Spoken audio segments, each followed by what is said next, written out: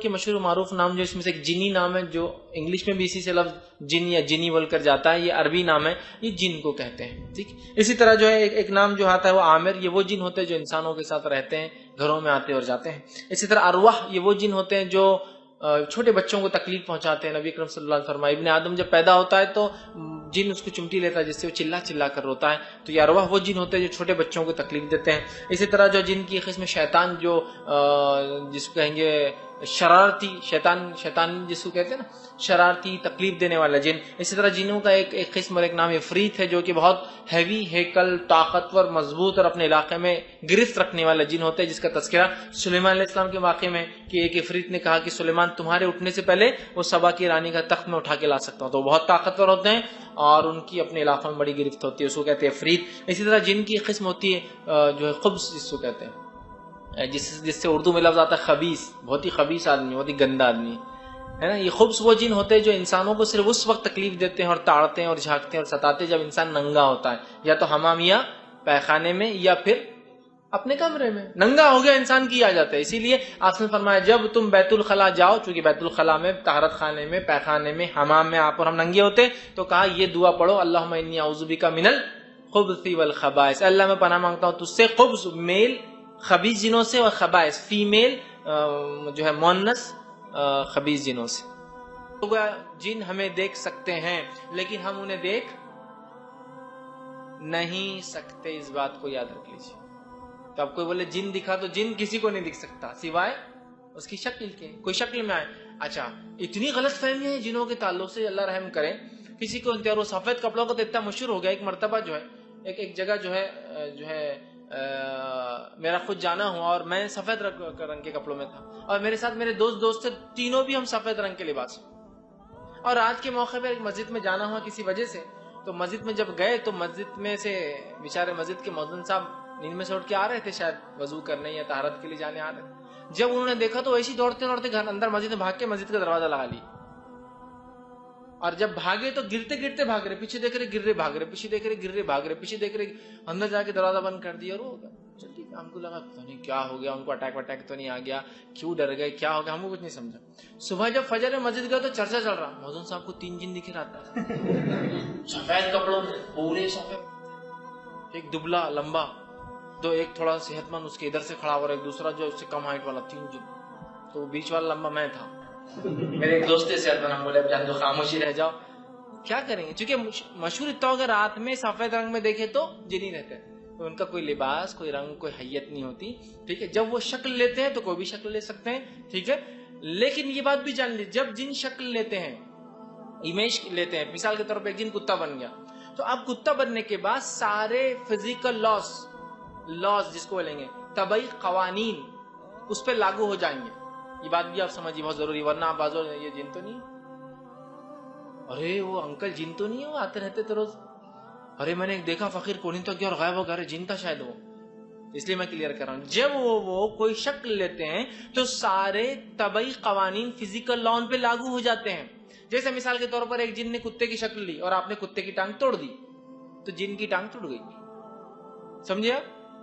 ایسا نہیں ہو سکتا کہ ایک جن کتا بن گیا اور آپ نے اٹیک کرتے آپ کے سامنے دھواں بن کے اڑ گیا، ہو ہی نہیں سکتا، چونکہ اللہ نے یہ صلاحیت اس کو دی ہی نہیں. اب کون انہیں دیکھ سکتا ہے؟ تو یاد رکھیے 2 جانور ایسے ہیں جو حدیث میں آتا ہے، جو کہ ابو داؤد کی روایت ہے، جو انہیں دیکھ سکتے ہیں ان کے اصلی روپ اور شکل میں. صرف 2 جانوروں کا تذکرہ آتا ہے، واللہ عالم اس کے علاوہ اگر ہے یہ نہیں ہے، لیکن 2 جانوروں کا تذکرہ آتا ہے. لیکن اس کا ڈینائل بھی نہیں کہ اس کے علاوہ جانور نہیں دیکھ سکتے، لیکن ان 2 کا اللہ کے رسول نے لفظاً ادا کیا کہ یہ 2 جانور انہیں دیکھ سکتے ہیں. انسانوں میں تو کوئی نہیں دیکھ سکتا ان کو، لیکن 2 جانور ایسے جو ان کو دیکھ سکتے ہیں. آپ صلی اللہ علیہ وسلم فرمایا، ابو داؤد کی روایت ہے، کتے اور گدھے کو جب رات میں پکارتے ہوئے سنو، چیختے ہوئے، روتے ہوئے سنو، تو اللہ ہمیں پناہ مانگو، اس لیے کہ وہ دیکھتے ہیں جو تم نہیں دیکھ سکتے. جب کتے اور گدھے کو رات میں روتے ہوئے سنو تو اللہ میں پناہ مانگو، اعوذ باللہ من الشیطان الرجیم، اللہ میں پناہ مانگو شیطان سے، اس لیے کہ وہ دیکھتے جو تم نہیں دیکھتے ہو۔ تو پتہ چلا کتا اور گدھا کس کو دیکھ سکتا ہے؟ جن کو دیکھ سکتا ہے، جن کو ہم نہیں دیکھ سکتے، اس لیے ہمیں اللہ میں پناہ مانگنا چاہیے۔ اس لیے مطلب شیطان وطان آس پاس جن ہے، اس لیے وہ چلا رہا ہے، اس لیے وہ رو رہا ہے، بھونکنے پہ نہیں ہے، رونے پر۔ گدھا اسپیشل رات میں چلاتا ہے بہت گندی آواز میں، اگر گدھے آس پاس ہوں گے آپ کے تو کبھی آپ نے رات میں سنا، اتنا برا چلاتا ہے کہ آدھا محلہ اڑ جاتا ہے اس سے۔ اور کتے روتے ہیں وہ لمبا لمبا سر، عام بھونکنا نہیں، تو سمجھ جاؤ وہ دیکھ رہے، تو ہمیں کیا کرنا چاہیے؟ اعوذ باللہ من الشیطان پڑھنا چاہیے، اس لیے کہ وہ دیکھتے ہیں جو تم نہیں دیکھتے۔ اب اس سے ایک بہت باریک نقطہ جو نکلتا وہ یہ ہے، جس کو تھوڑی سمجھنے کی ضرورت ہے، وہ یہ ہے، یہ دو جانور جنوں کو دیکھ سکتے ہیں، ہے نا، اور یاد رکھیے اور غور کیجئے، یہی دو جانور ہے جو شعبدے باز اور جادوگر جو ہے میجک شوز میں استعمال کرتے ہیں، ڈونکی شو اور ڈاگ شو۔ اس کے علاوہ کوئی شو سنا آپ نے؟ پیرٹ شو، برڈ شو، فش شو، شعبدے بازی کے جتنے بھی شو ہوتے ہیں دو ہی جانور استعمال ہوتے ہیں اس کے اندر، کتا اور گدھا۔ ڈونکی شو، ڈونکی کیا کرتا؟ اتنا ہوشیار ڈونکی کی باقی سارے ڈونکی اس کی شو کو دیکھنے آتے ہیں، اتنا ہوشیار گدھا کہ انسان بیٹھ کے گدھے کو دیکھ رہا ہے، دیکھ اتنا بڑا گدھا ہو گیا انسان۔ ڈونکی شو، ڈونکی کیا کر رہا؟ شعبدے باز کاہن جادوگر کھڑا رہا، بولتا جاؤ بتاؤ ان میں سے کون ہے جو جس کی جیب میں صرف 10 روپے ہوتے، وہ ڈونکی برابر جاتا، گدھا جاتا اور دوسرے گدھے کے پاس کھڑا ہوتا اور بولتا یہ گدھے کے پاس جو ہے 10 روپے، بولتا ہے ہاں 10 روپے، اوہ کیا ہوشیار گدھا ہے۔ انسان ابن آدم بول رہا ہے کیا ہوشیار گدھا ہے، میں کہتا ہوں کتنا بیوقوف انسان ہے، تو کوئی گدھا ہوشیار نہیں، سب سے چیز۔ اسی طرح جو اب ان کی رہنے کی جگہ کیا ہے، ٹھکانے، ٹھیک ہے، تو کافر اور جو ہے فاسق، ٹھیک ہے، جن کو عام زبان میں ہم کافر کہیں گے، ٹھیک، یا ان کو جو جن جس کو ہم کہیں گے شیطان، اور مومن کو سمجھو جن کہیں گے۔ اگر کبھی آپ حدیث میں سنتے شیطان ہے جس کا مطلب کافر جن، ٹھیک ہے، شیطان بولتے تو وہ خاص شیطان بھی ہو سکتا ہے اور عام شیطان مطلب کافر جن، اس کے چیلے چپاٹوں کو بھی جو ہے شیطان بولتے ہیں، اور مطلب کافر جن کو شیطان کہیں گے۔ اور جن جب آئے تو مومن اور کافر دونوں ہو سکتے ہیں، لیکن خاص طور سے جن بولے تو مومن کے لیے استعمال ہوتا ہے اور شیطان بولے تو کافر جن کے لیے استعمال ہوتا ہے، ٹھیک۔ تو کہاں رہتے جن؟ تو یاد رکھیے قبرستان، حمام، وادیاں سمجھتے ہیں نا، دو پہاڑوں کے بیچ کے حصے، جو ہے ویران گاہیں، ویران علاقے جہاں کوئی نہیں بستا ہے، ویران گاہیں، ٹھیک ہے، وہ گھر جن کو کھولتے اور بند کرتے اور بسم اللہ نہیں پڑھا جاتا، وہاں بھی جو ہے شیطان رہتا ہے۔ اس لیے حدیث میں آتا ہے جس گھر کو بند کرتے اور بسم اللہ نہیں پڑھا شیطان بولتا آج رہنے کا انتظام ہو گیا، اور جس گھر میں کھانا کھاتے لوگ اور بسم اللہ نہیں پڑھا شیطان بولتا آج کھانے کا بھی انتظام ہو گیا، ٹھیک۔ تو بہرحال ایسے گھر جن کے دروازے کھولنے اور بند کرنے بسم اللہ نہیں پڑھا جاتا، یہاں بھی شیطان داخل ہوتا ہے۔ اسی طرح آپ نے فرمایا کہ جن گھروں کو بند کرتے بسم اللہ نہیں پڑھا جاتا تو شیطان ان گھروں کے اندر چور کی مدد کرتا ہے کھولنے کے لیے، اور جن گھروں کے دروازے آپ بسم اللہ کہہ کے بند کرتے ہیں شیطان چور کی مدد نہیں کر سکتا کھولنے کے اندر۔ ایک صحیح مسلم کی روایت آتی ہے، نبی اکرم صلی اللہ علیہ وسلم بیت الخلاء کے لیے گئے اور ایک صحابی جو ساتھ میں تھے وہ کہتے اتنی دور چلے گئے میری نظروں سے، نبی اکرم صلی اللہ علیہ وسلم کا معمول تھا ہم نظروں سے دور جا کے بیت الخلاء جاتے پیشاب پیخانے، ہم دیکھ نہیں پائے اور بہت چیخنے چلانے کی آوازیں آئی، ہم لوگ پریشان ہوئے، لیکن اللہ کے رسول کی چونکہ آواز نہیں ہم خاموش تھے۔ تھوڑی دیر بعد اللہ کے رسول صلی اللہ علیہ وسلم اس طرف سے آئے، ہم نے کہا اللہ کے رسول ہم بڑے گھبرا گئے تھے، اتنی شور پکار کی آواز اور آپ دکھ نہیں رہتے، کیا ہوا؟ تو کہا جب میں بیت الخلاء سے فارغ ہوا تو کافر اور مومن جنوں میں زبردست جھگڑا ہو گیا، تو پھر وہ لوگ میرے پاس آئے اور کہا کہ آپ چل کے فیصلہ کر دیجئے۔ کہا جھگڑا کس بات کا تھا اللہ کے رسول؟ تو کہا جھگڑا زمین کا تھا، کہاں رہے، مطلب ادھر بھی جھگڑا زمین کا ہے ادھر بھی قصہ زمین کا ہی ہے، دونوں میں جھگڑا تھا، کہاں رہنا؟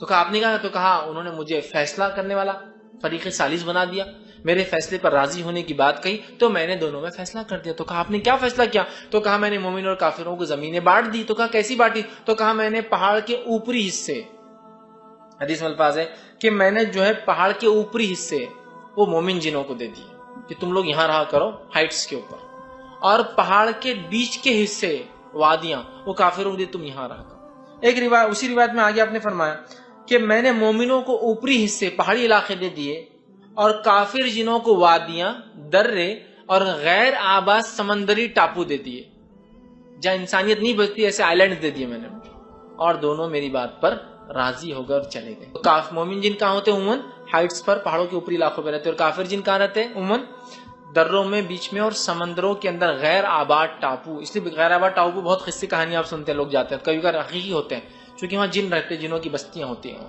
ٹھیک ہے، تو وہ ان کو دیتی ہے۔ یہ بلال بن حارث رضی اللہ عنہ حدیث کے راوی تھے اور یہ مسلم کی روایت ہے۔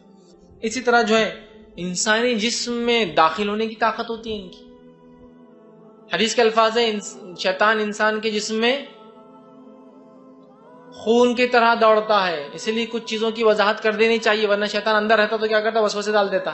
نبی اکرم صلی اللہ علیہ وسلم اپنی زوجہ محترمہ کے ساتھ مسجد میں اعتکاف کر رہے تھے، لیکن وہ چونکہ ملنے آئے، کوئی ضروری کام کے تھے تو انہیں چھوڑنے آئے. اس سے ایک مسئلہ پتہ چلتا ہے کہ عورت کا پردہ کتنا اہم ہے کہ اعتکاف میں سے اللہ کے رسول چھوڑنے آئے. رات ہو گئی تھی تو آپ نے اعتکاف میں سے تھے، چھوڑنے آئے، گلی کے منہ تک آئے، کہا آپ چلے جاؤ. ٹھیک ہے، تو ایک صحابی گلی پہ دیکھے اور پیچھے ہٹ گئے. آپ نے کہا ادھر آؤ. دو صحابی تھے بلکہ، ادھر آؤ. کہا کہ یہ میری اہلیہ ہے. تو کہا اللہ کے رسول ہم تھوڑی آپ کے غلط سمجھ سکتے کہ آپ کسی اور عورت کے ساتھ ہوں گے. تو کہا نہیں، شیطان انسانی جسم میں خون کی طرح دوڑتا ہے. تو کچھ جگہ، ہر کسی کو نہیں، کچھ جگہ کچھ لوگوں کو ان کے تعلق سے کچھ غلط فہمی ہو تو اس کی وضاحت ضروری ہوتی ہے. اس لیے کہ نبی اکرم صلی اللہ علیہ وسلم نبی تھے. اگر آپ کے بارے میں ایک بھی چیز شک اور شبے کی رہتی تو ظاہر سی بات ہے امت تو دور بہرحال، لیکن وہ لوگ جن کو دعوت دینا ہے، وہ قومیں جو الزام لگاتی دیکھو فلاں چیز اور فلاں چیز. ٹھیک ہے، تو وضاحت ضروری ہوتی ہے، یاد رکھیں. تو آپ نے وضاحت کی تو خون کی طرح دوڑتا ہے. ٹھیک، اسی طرح جو ہے کتے کی شکل میں ہو سکتا ہے، انسانی شکل میں ہو سکتا ہے، بلی کی شکل میں ہو سکتا ہے، اور سانپ کی شکل میں ہو سکتا ہے. یہ بھی اس کی صلاحیت ہے. اسی طرح پہلے آسمان تک جانے کی اس کی صلاحیت ہے. تو اسی طرح ان کو بھی ان کے اعمال کے بدلے جہنم کا عذاب ملیں گا. ان کو کوئی اسپیشل سزا نہیں. بہت سارے لوگ یہ عقیدہ رکھتے ہیں کہ جنوں کو قیامت دن برف کا عذاب ملیں گا اور انسانوں کو جو ہے جہنم کا عذاب ملیں گا. نہیں، ان کو بھی جنت اور جہنم جیسے ہمیں ملیں گی ویسے ملیں گی. کوئی اسپیشل برف کا عذاب نہیں. زمہریر بول کے ایک جو ہے لوگ بتاتے ہیں کہ علاقہ ہے جو ٹھنڈک کا عذاب، ایسی کوئی روایت وہ صحیح حدیث نہیں جامع ترمذی کی، لیکن ضعیف روایت ہے. ان کو بھی آنکھ کا عذاب ہے. ٹھیک، بہت سے لوگ بولتے ہیں دنیا میں جن ہم کو دیکھ سکتے لیکن آخرت میں ہم ان کو دیکھ سکیں وہ ہم کو نہیں دیکھ سکیں گے. واللہ عالم، ہم نہیں جانتے یہ ساری چیزیں، تو بولنا بھی نہیں چاہیے. ٹھیک ہے، تو اسی طرح ان کو کوئی برف کا عذاب نہیں، ان کو بھی جہنم کا عذاب ہے، آنکھ کا عذاب ہے. جس طرح سے ابن آدم کو گناہ کرتا تھا اس کو کس چیز کا عذاب ہے؟ آنکھ کا عذاب ہے. اس بات کو یاد رکھیے. اس طرح جو ہے وبا پھیلانا، اسی ایک روایت صحیح الجامع کی ہے، شیطان جو ہے وبا پھیلاتا. وبا سمجھتے آپ؟ تعفن. آپ نے فرمایا پچھلی امتوں کے لیے وبا سزا تھی، میری امت کے لیے جو وبا میں مرے گا وہ شہید کہلائیں گا. کہ تو وبا شیطان پھیلاتا، اور اس امت کو شرف یہ دے دیا کہ وبا میں جو مرے گا وہ شہید ہو جائیں گا. وبا سمجھتے ہیں ایک ساتھ کو بیماری کا پھیلنا اور ایک ساتھ لوگوں کا مر جانا. وبا بولتے تعفن. ٹھیک، وبا بولتے جس کو ایک ساتھ بیماری ہوتی ہے، پلیگ، اور لوگ بہت تعداد میں مر جاتے ہیں. تو وبا پھیلانا بھی شیطان کا کام ہے. مختلف ذریعوں سے وبا پھیلاتا ہے.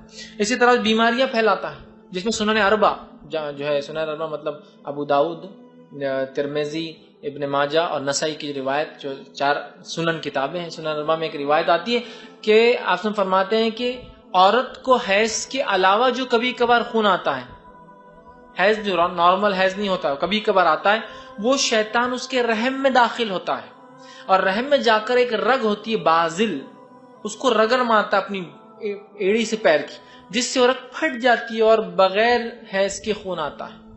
تو کہا ایسے اگر حالت ہو کسی کی تو وہ صرف پوچھ لے اور نماز کو جاری رکھے، چونکہ وہ حیض نہیں ہے.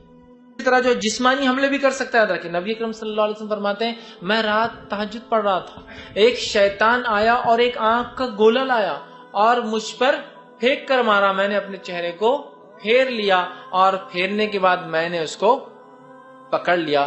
پکڑ کے میں نے اس کو مسجد نبی کے کھمبے سے باندھ دیا. جب میں نے باندھا تو اس کا منہ میرے ہاتھ کو لگا، اس کا لعاب تھوک میرے ہاتھ پر گرا، اس کی ٹھنڈک میں نے محسوس کی اور میں نے پھر اس کو کیا کیا؟ ٹائی اپ کر دیا، باندھ دیا. صحابہ نے کہا کہ پھر، اور سوچا تھا کہ صبح تم کو میں بتاؤں گا اس کو، تاکہ مدینے کے شریر بچے اس کو مارے. مطلب وہ جسم لے کر آیا تھا، جسم لے کے آئیں گا تو ہی پکڑ سکتے ہیں اس کو. ٹھیک، تو کہا پھر کہاں اللہ کے رسول آپ نے کہاں رکھا؟ صبح آپ جو مدینے کے بچوں کو دینے والے تھے چھیڑ تاکہ اس کو مارے. تو کہا جب میں نے یہ کیا تو فجر سے پہلے مجھے پھر سلیمان علیہ السلام میرے بھائی کی دعا یاد آ گئی، اے اللہ ایسی ملکیت اور سلطنت میرے بعد کسی کو عطا مت کرنا کہ جنوں پر تسلط اور قبضہ اور قابو. تو میں نے پھر اسے آزاد کر دیا. میں نے پھر اسے آزاد کر دیا تھا. آپ نے آزاد کر دیا تو اس سے پتا چلا وہ فزیکل فارم لے کر آیا تھا اور فزیکل اٹیک بھی کر سکتا ہے. وہ آنکھ پھینکا تھا آپ نے اپنا چہرہ پھیر لیا تو گولا نکل کے چلا گیا. آنکھ کا گولا لایا تھا. ٹھیک، اب گمراہی کے طریقے کیا ہے جان لیجیے. برائی کو اچھائی بنا کر پیش کرتا ہے. برائی کو اچھائی بنا کر پیش کرتا ہے. سورہ نمبر 16 سورہ نحل آیت نمبر 63 آپ پڑھیے. فَزَيَّنَ لَهُمُ الشَّيْطَانُ أَعْمَالَهُمْ, اللہ نے ان کے شرک کو, کفر کو, برے اعمال کو چمکا دیا. تو برائی کو اچھائی بنا کے چمکاتا ہے. دوسرا کام, بری چیزوں کا اچھے نام دے کر بتاتا ہے, بری چیزوں کا اچھے نام. جیسا سورہ طٰہٰ سورہ نمبر 20 آیت میں 120 میں اللہ نے فرمایا فَوَسْوَسَ إِلَيْهِ الشَّيْطَانُ, شیطان نے آ کر وسوسہ ڈالا. کس کو؟ آدم علیہ السلام کو. اور کیا وسوسہ ڈالا؟ قَالَ يَا آدَمُ, اے آدم, هَلْ أَدُلَّكَ عَلَى شَجَرِ خُلْدِ وَمُلْكٍ لَا يَبْلَىٰ, کیا میں تجھے ایسا جھاڑنا بتا دوں آدم جس کا پھل کھانے سے کیا ہوں گا, تو ہمیشہ زندہ رہیں گا اور ایسی ملکیت ملیں گی جو کبھی ختم نہیں ہوں گی. یہ تو نے کیا کیا, ایک بری چیز کو اچھا نام دیا. آج وہی شیطان کرتا ہے نا. سود خوری کو کیا بولتا ہے؟ انٹرسٹ لے رہے. سود تھوڑی لے رہے ہم. آؤ, سود الگ تھا اس زمانے کا, انٹرسٹ الگ ہے. نان الکوہلک بیئر پی رہا میں, بغیر شراب والی بیئر. جب بیئر کا لفظ آ گا تو بغیر شراب کی کیسے ہو سکتی ہے؟ اور شیطان ہمارا دشمن ہے, اس کی چال بازیوں کو جاننا ہمارے لیے بہت بہت بہت زیادہ ضروری ہے, ورنہ ہم سکسیس نہیں اٹھا سکتے دنیا میں اندر کی. ٹھیک. اب بچنے کا طریقہ کیا ہوگا اس سے؟ اللہ کی کتاب اور اس کے رسول کی سنت کو مضبوطی سے تھام لیجیے. یہ سب سے پہلا بچنے کا طریقہ ہے.